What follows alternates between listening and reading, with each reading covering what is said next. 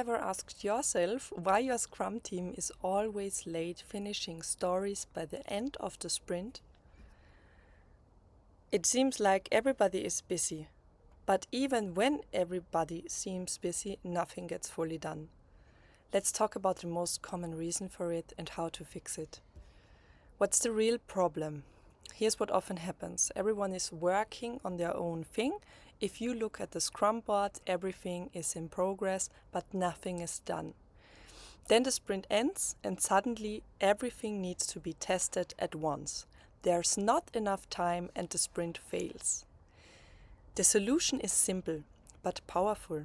It's called swarming.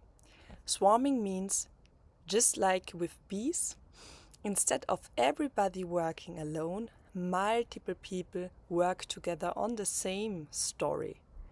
You finish one story together and then you move to the next one. Sounds strange? Let me explain why it works. There's research from Jerry Weinberg that shows if you work on one project, you have 100% focus. If you work on two projects, you lose 20% of your time. With 3 projects, you lose 40% of your time. With 5 projects, you only have 25% focus. So it decreases with every additional project you take on. That's because of context switching. Your brain and tools need to reset every time you jump. Now imagine a company where everybody is multitasking all the time. It looks busy, but everything moves really slowly. So how does swarming help? What if instead of splitting up, the teams swarmed the most important story first? You put as many people on it as possible and finish it fast. Then move to the next story and do the same. That creates less work in progress than team members. And that's the sign of a team that swarms well. Why does that matter? Because swarming increases something called process efficiency. What is process efficiency? Most Scrum teams have low efficiency, around 5 to 10%. That means if a task should take 1 day, it actually takes 10 days in real time. Why? Too many tasks, too many switches, too much solo work.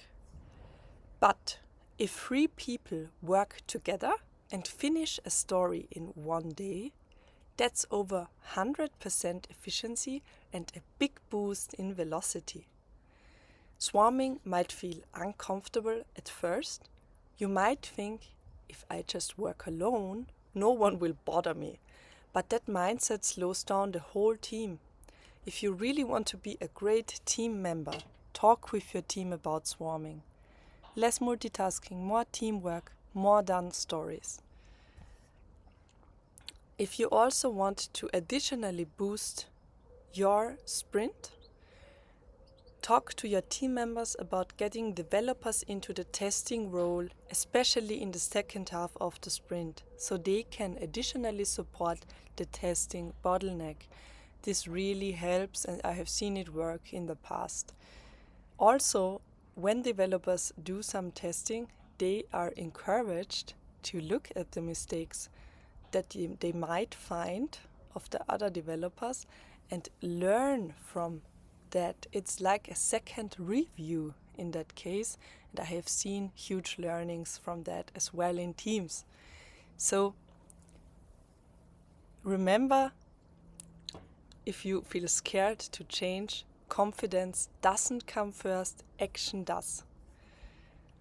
And I have changed many processes or teams, and I have built Scrum teams, led teams, been terrified, but I showed up anyways. And I didn't feel confident. I built confidence. not by writing affirmations in the mirror or by waiting to feel ready, but by actually doing the thing, even when I was scared. Confidence is the result of keeping the promises to yourself, of showing up, trying, failing, learning, doing it again. And that's true everywhere, in sales, in leadership, in Scrum. So if swarming and getting into testing roles feels uncomfortable, then lean in, try it, talk with your team and take the action, especially when it's scary, because that's how you and your team grow. And that's how teams win in the end.